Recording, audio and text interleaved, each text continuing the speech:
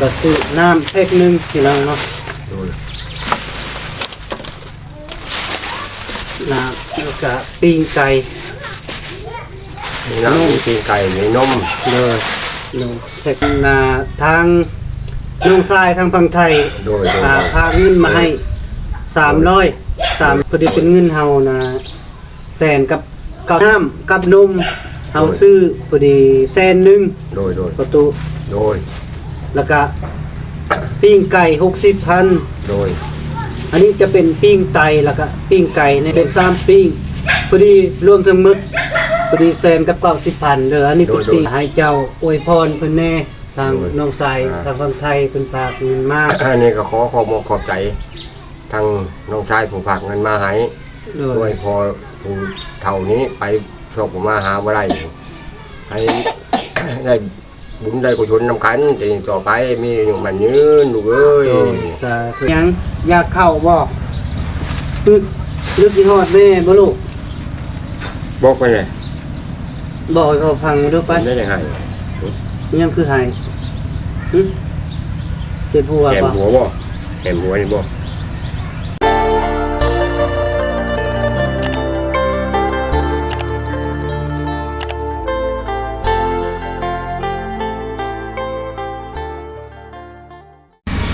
ครับทักทายสบายดีและสวัสดีเด้อพ่อแม่พี่น้อง FC เบิดสุขสุขคนมื้อนี้เบาแก้วก็มาหาพ่อเฒ่ากับหลานอีกแล้วพี่น้องเนาะแล้วก็เบาแก้วก็เดินทางมาแต่ดงหินพุ่นแหละพี่น้องเนาะแล้วก็เบาแก้วก็เลยมาหาแล้วก็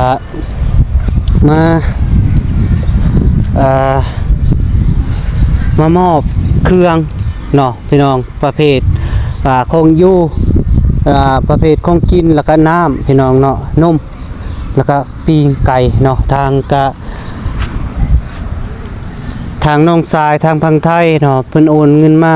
กะ300 บาทเนาะพี่น้องเนาะกะเพิ่นอยากให้เบาแก้วซื้อน้ำกินแล้วก็ปิ้งไก่นมให้ร้านแล้วก็ปิ้งตับต่างๆพี่น้องเนาะก็บอกเกี่ยวกับได้คนมาเลยพี่น้องเนาะก็ได้ซื้อขึ้นมาให้เพิ่นเลยพี่น้องเนาะไปเบิ่งนำกันพี่น้องเนาะโอ้ยผมมีพี่น้องเลยบอกเกี่ยวกับค่าเวียกค่างานแล้วก็มื้อนี้ก็ว่างแน่ก็เลยเดินทางมาเนาะพี่น้องบอกแก้วนี่ละซื้อน้ำพี่น้องเนาะก็ซื้อปิ้งไก่เนาะพี่น้องเนาะก็ตามจำนวนที่น้องชายเพิ่นพากมาเงินมาเนาะ300 บาทเนาะเป็นเงินกีบพอดีแสนกับ90,000เนาะ190,000กีบพี่น้องเนาะนี่เฮาก็ซื้อประมาณนี้แหละพ่อพี่น้องไปหาน้องกับพ่อเฒ่าพี่น้องเอ้ยแล้วก็สิมาแจ้งข่าวดีเลยพี่น้องเนาะก็ทางพ่อแม่ทางเมกาเพิ่นสิเจาะน้ำให้พ่อเฒ่าพี่น้องเนาะกับหลานเนาะโอเคไปพี่น้องไปโดยสบายดีเลยเจ้าสิหิวได้อยู่บ่นักอยู่ได้เด้อหิวได้บ่หนักเนาะเอาไปโอ้ยหิวบ่ได้บ่นักให้ลูกได้น้อยนึงโดยคันบ่ได้แล้วก็ปรุงไว้ค่อยสิหิวเองโดยคันได้แล้วก็หิวโอ้ยเพิ่นห้อยพี่น้องเอ้ยอยู่2คนคือเก่าเนาะ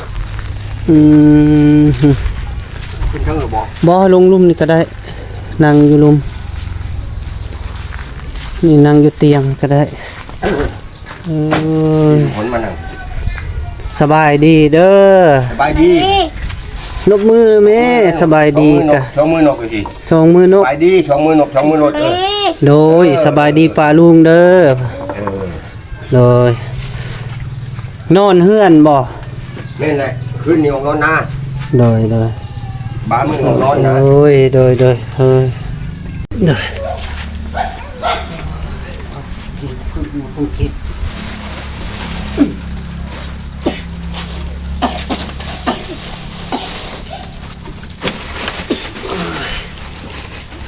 สบายดีเด้อพ่อแม่พี่น้องFCบ่สุขสุขคนเนาะเอาแก้วก็มาฮอดแล้วพี่น้องเนาะมาหาพ่อเฒ่ากับหล้านเนาะพี่น้องเนาะแล้วก็มาฮอดแล้วก็ทาง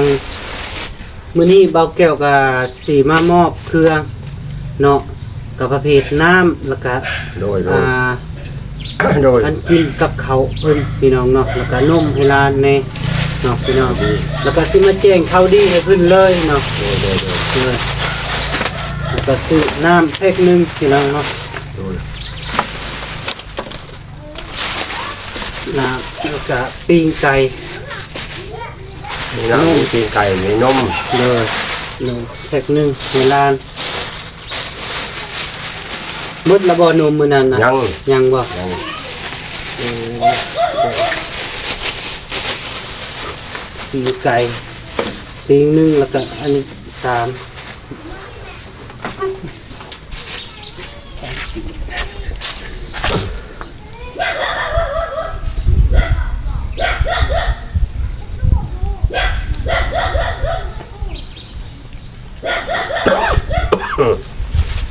บ่สำบายบ่ บ่มันเป็นไหน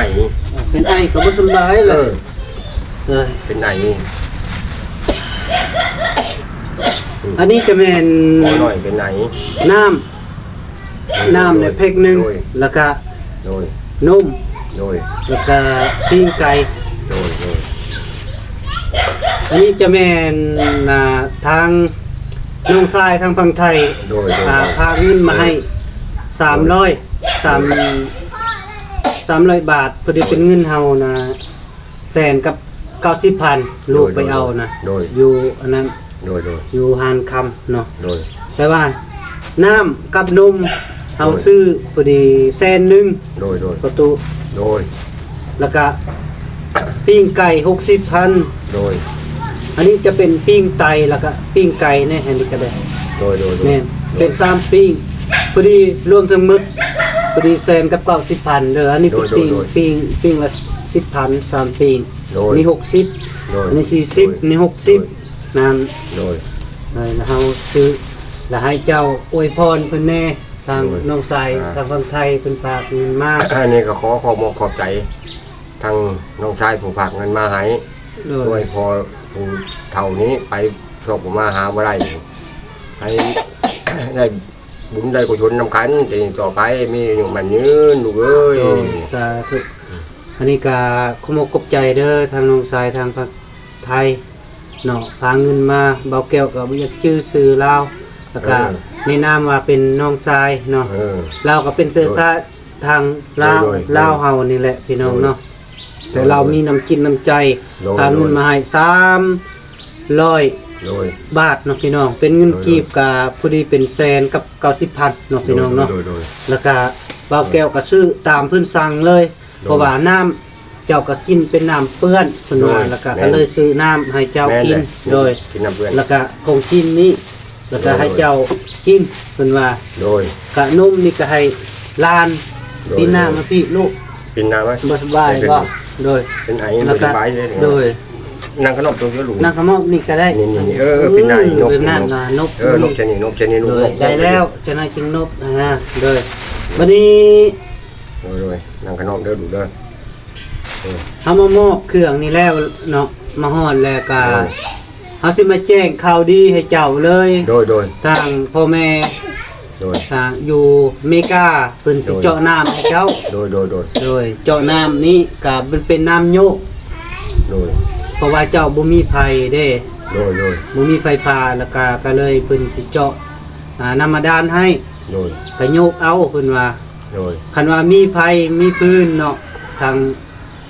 เบานิ้วบ่เพิ่นสิต่อให้แล้วก็ โดย แล้วจึงคุณครูไม่ซื้อใดมาใส่ก็ได้นะแต่ว่าให้น้ำบาดาลมาก่อนก็ดีเนาะเพราะว่าเฮาโยก เจ้าก็กินน้ำเปิดน้ำเปื้อนคุณว่านะ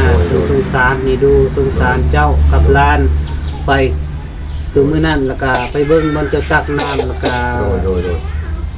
เป็นตายตนอยู่กินน้ำคุณบ่จักขวยจักงัวแม่แล้วก็เพิ่นก็เห็นดูสงสารในเมื่อจังซั่นแล้วเพิ่นก็สิเจาะให้แล้วก็สิเจาะบ่อนใดเจ้าก็บอกเจ้ามักบ่อนใดแล้วก็บอกก็เพิ่นว่าทั้งลูกหลานเจ้าบ่มีบ่ผู้มาโยกให้เจ้าอะนะเจ้าบ่มีแฮงโยกก็อาจสิได้อยู่ติบ่เฒ่าได้อยู่เนาะเฮาเฮ็ดอันน่ะโยกต่ำๆเอาเนาะให้ต่ำๆเอาได้โดยต่ำๆเอาซ้ำบักลาก็โยกได้เนาะจึงคอยดึงเอาก็ได้คอยดึงเอาแล้วก็นมนี่กินเลยยังอยู่บ่ตัวยัง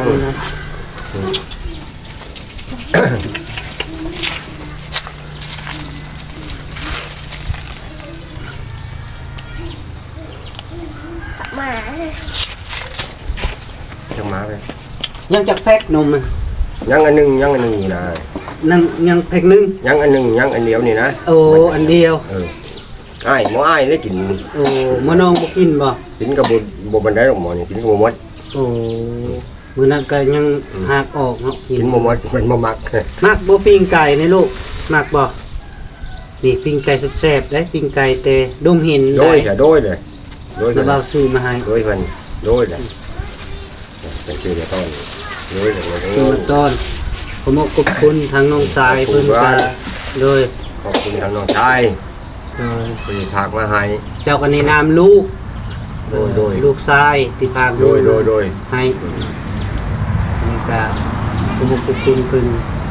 ก็เพิ่นพากก็โดนเติบแล้วได้มือวันประหัส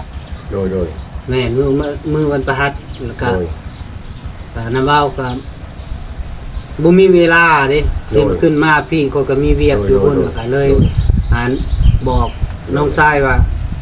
ก็พุ่นและ2-3 มื้อแล้วเฮาสิขึ้นไปแล้วก็เฮาสิขึ้นไปมอบนะมื้อค่ำที่เจ้าพากมาก็เฮาก็สิซื้อตามเจ้าแนะนำนั่นแหละแต่ค่อยก็บ่ได้จักจีบดอกโดยก็บ่เป็นหยังอันนี้ก็ค่อยก็อยากซอยผมขอบคุณที่มีผู้ซอยเรือเนาะทางพอเท่าแล้วก็ลาดนี่ก็ผมขอบใจหลายๆเนาะพี่น้องแล้วก็มีไผอีกผ่านเห็นคลิปนี้ก็อย่าลืมกดไลค์กดแชร์กดติดตามของสองบ่าวแก้วอีกนึงเนาะพี่น้องเนาะก็บ่าวแก้วก็บ่ได้ป้าได้ทิ่มทางพอเท่าแล้วก็ลาดเนาะเฮาก็มาดูแลของพี่น้องท่านไผมีเมตตาอยากฝากเงินบาทคำก็ได้พี่น้องเนาะทางบ่าวแก้วก็ยินดีต้อนรับเนาะรับไปส่งก็แล้วแต่ทางผู้พาเงินแนะนำว่าเป็นแนวใดหรือว่าวันนี้ซื้อแนวใดแล้วก็ทางบ่าวแก้วก็สิได้ถามเนาะหลังจากพาเงินมาแล้วแล้วก็ซื้อหยังแน่ให้ผู้เฒ่าหรือว่าจะเอาเป็นเงินมาให้เพิ่นก็บ่าวแก้วก็ดีใจคือกันเนาะพี่น้องเนาะแล้วก็บ่าวแก้วก็อันนี้ก็เรื่องการเดินทางเนาะไปแล้วก็แล้วแต่ผู้มีน้ำใจเนาะให้แบบเบาแก้วแบ่งให้เบาแก้วก็เอาเนาะคันบ่แบ่งให้ก็บ่เป็นหยังเนาะเฮาเบาแก้วบ่ได้ว่าหยังเนาะพี่น้องก็หลายๆคนก็อาจจะได้ฮู้นะจิตใจของเบาแก้วเนาะเป็นแนวใดก็คนเว้าทำจริงอีหลีเนาะพี่น้องก็เฮาก็บ่ได้ปะคือกะบอลหลายๆคิดกะบ่าวแก้วที่ช่วยเหลือแล้วก็บ่าวแก้วก็ไปตามผู้ใหญ่ใจบุญแนะนำแนวใดกะบ่าวแก้วก็ตามเพิ่นไปแบบนั้นเนาะพี่น้องเนาะโดยอันนี้ก็จะไว้กินน้ำนี่โดยกินมื้อละตุกก็เลยแต่เจ้านะเบิดแล้วก็จึงว่ากันโดยแล้วก็น้ำนี่เจ้าอยากได้สิเจาะบอนใดก็แล้วแต่ว่าสิเจาะข้างนั่นบ่เจาะข้างนี้มันสิบ่ยากใช้ไผอยู่ใช้ไผบ่ใช้ไผ1ไผได้1สิล่ะโอ้หรือสิเจาะทางใดซะออกไปเรือนนี่ทางล่างนี่บ่หรือทางน้าใช้ไผ เลย แต่มันต้องใช้ไฟเขานะ มันบ่ฮอดพุ่นดอก หรือว่าดอนนี่บ่ดอนนี่ โดยสิเอาดอนนี้ก็ได้แล้วแต่ โดย แล้วแต่เจ้ามักกันนะพอเท่าเจ้ามักบ่อนใดก็เจาะบ่อนนั้น โดย เนาะก็เรื่องว่าเจาะน้ำนี่ก็ทางพ่อแม่อย่าให้มาแจ้งให้เจ้าดีใจก่อนแต่ว่าก็บ่แม่นมื้อนี้มื้ออื่นดอกพุ่นแหละยังอีกประมาณทิศ2ทิศพุ่นแหละ โดย คันตามคันสะสุดแต่นะ โดย ก็ตามเพิ่นเว้าอะไรเพิ่นก็บ่มีเงินเพราะว่าเพิ่นก็ โดย ซอย โดย ไหล โดย ไหลมองไหลบอนว่าซั่น โดย แต่เราก็มีเมตตา โดย ในตัวนี้เพิ่นอยากให้มาแจ้งเจ้า โดย เลยเป็นไงบักล่ะ ไอ้นี้ ไอแห้งมีอยู่บ่ยากินนะ บ่มีนะโดย พระเจ้าบ่ได้ขายบ่เท่านี้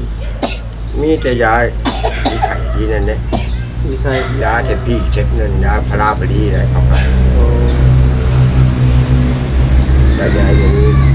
มีแต่ยาเด็กน้อยนั่นแหละคือค่อยซื้อให้ลูกค่อยแหละ ทำนี้นะกินได้อายุจักปีก่อน พอเมื่อปีหนึ่งไปแล้วเนี่ยปีหนึ่งเนี่ย ปีปลายนี่2 ปีแล้วสำลูกค่อย พอดีกินได้ กินบ่อันยาเป็นน้ำนะน้ำเบาซื้อมาให้กินบ่ ยาน้ ยาเป็นน้ำเด้ยาน้ำแล้วก็หายสิจอกแล้วกิน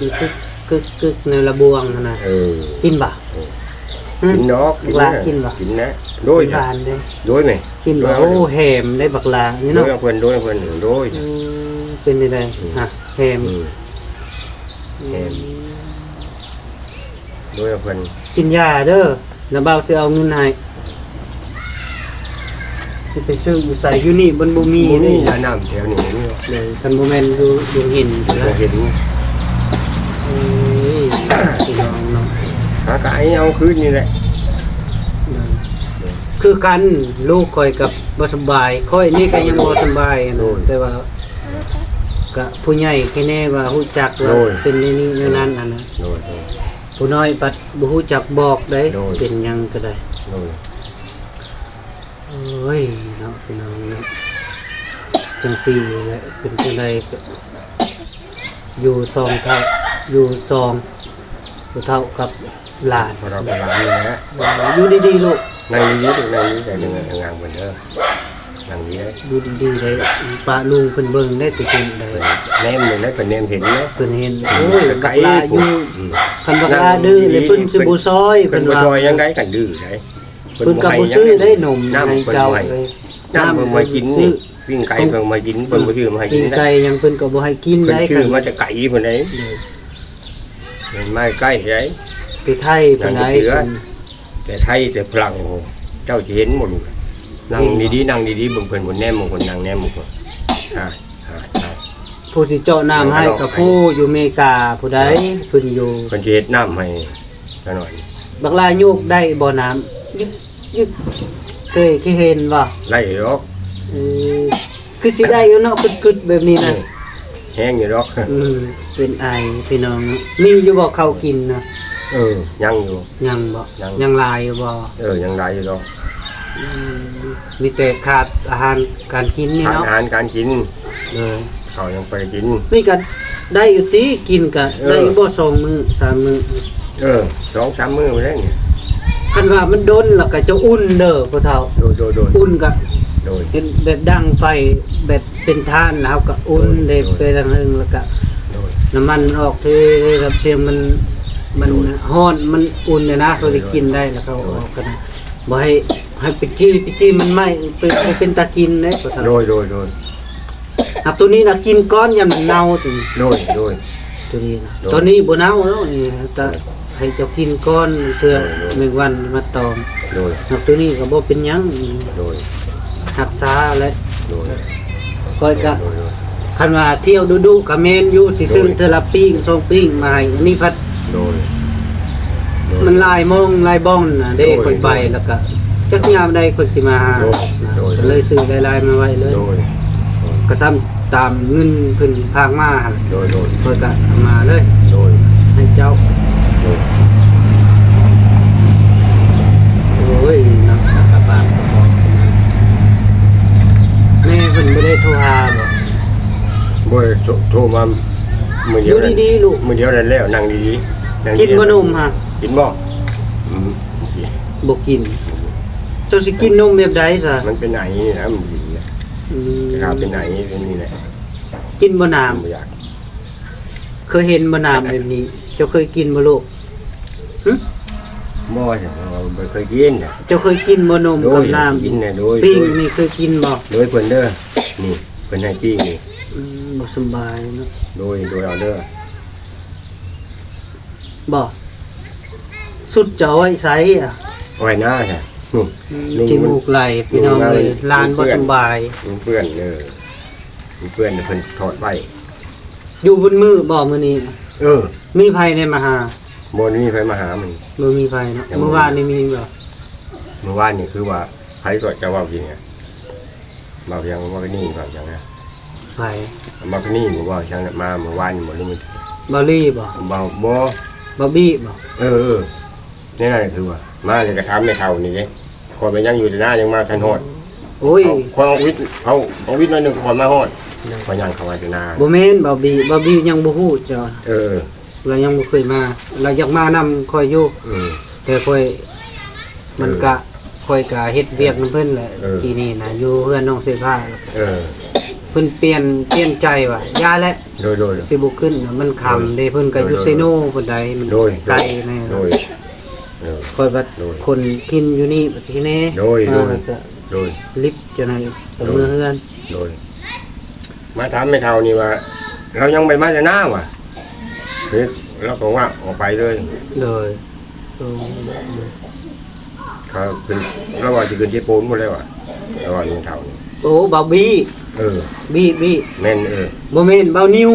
นิ้วเออ บ่นิ้วบ่นิ้ว บ่นิ้วบ่นิ้ว ขอโทษเนาะไอ้ เอ สิ อบ่นิ้ว บ่าวนิ้วเราขึ้นสิโปน แล้วขึ้นเจปูนอ่ะ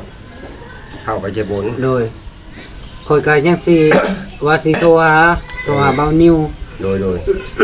ย่านรบกวนนะขึ้นเราขึ้นไปพุ่นย่านมันรบกวน โดย ก็บ่แม่นสิถามแนวอื่นว่าเรื่องสิถามเรื่องไปพานี่แหละ โดย ว่าเราสิเอาไปพาเข้าบ่กัน โดย คันถ้าว่าเราเอาไปพาเข้าแล้วเฮาสิเจาะแล้วก็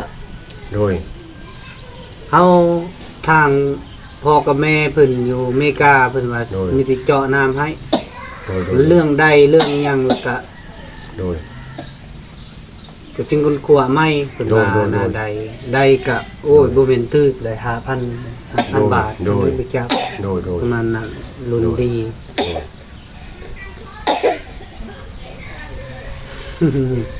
ไอเพิ่นยิ้ม คันเจาะก็สิเจาะดอนนี้แล้วก่อนหน่อยเนาะ แม่นดอนนี้แหละ มันสิใกล้บนเอาไดใช้ แม่นได้ใส่แล้วก็โจกไป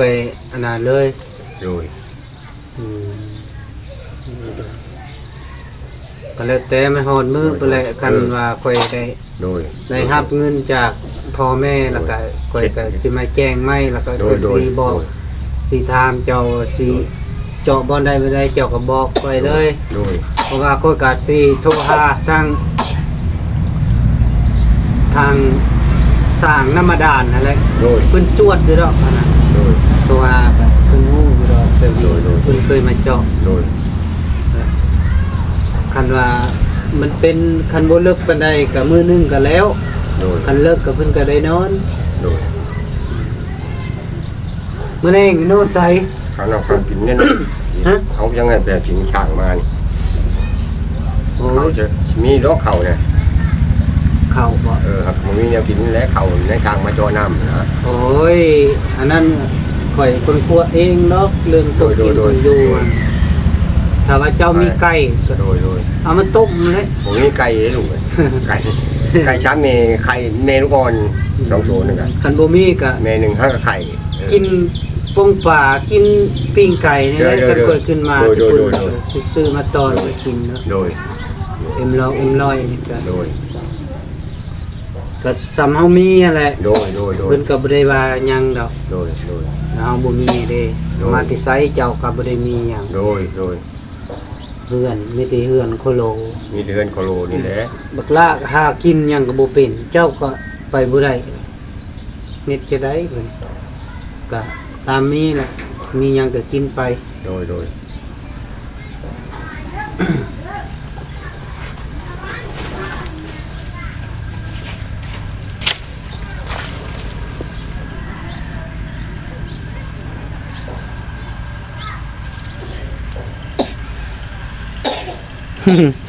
ไอ้เอ็ก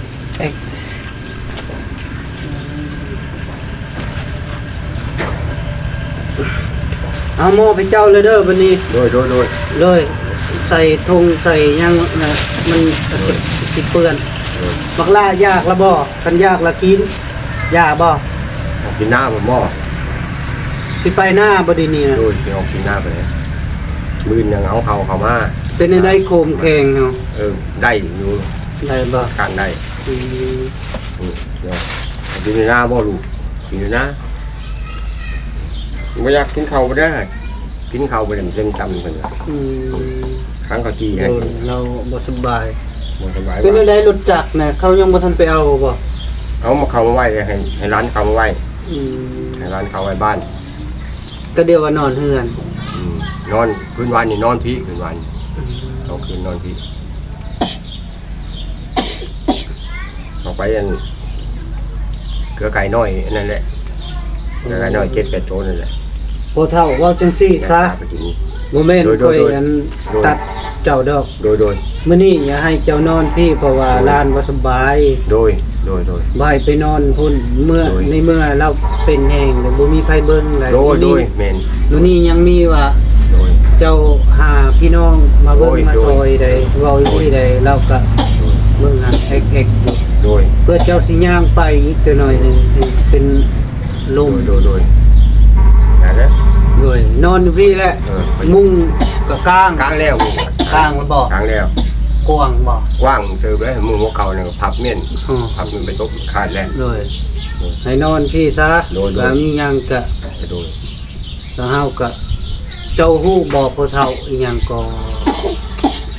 ผู้ถ่ายคลิปเป็นผู้เฒ่าแลบ่ แล้ว ผู้ พอ เฒ่า เรามันน้อยนี่ใช่บ่ แม่น โดย น้อยใจคันมีหยังก็คือว่า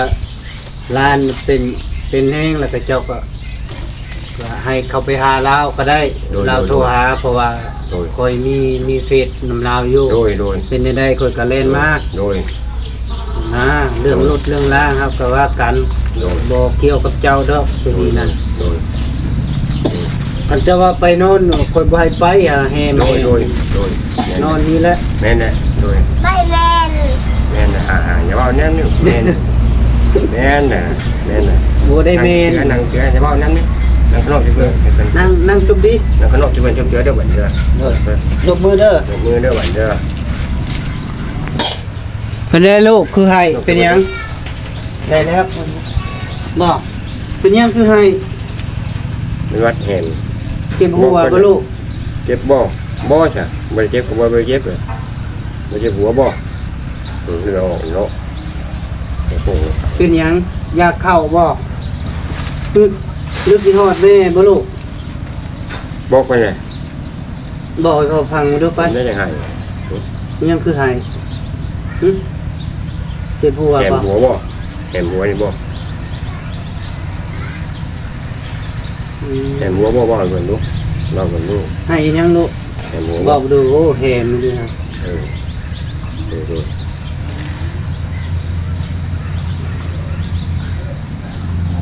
อยากบ่มีเฮ็ดจะได้เด้อ เรายาเบ็ดน้ำหั่นเขานี่มันกิน มีอยู่บ่ซื้อย าเบ็ดน้ำผึ้งเงินดูเจ้าเอาให้เรียก ยังอยู่บ่ ยังอยู่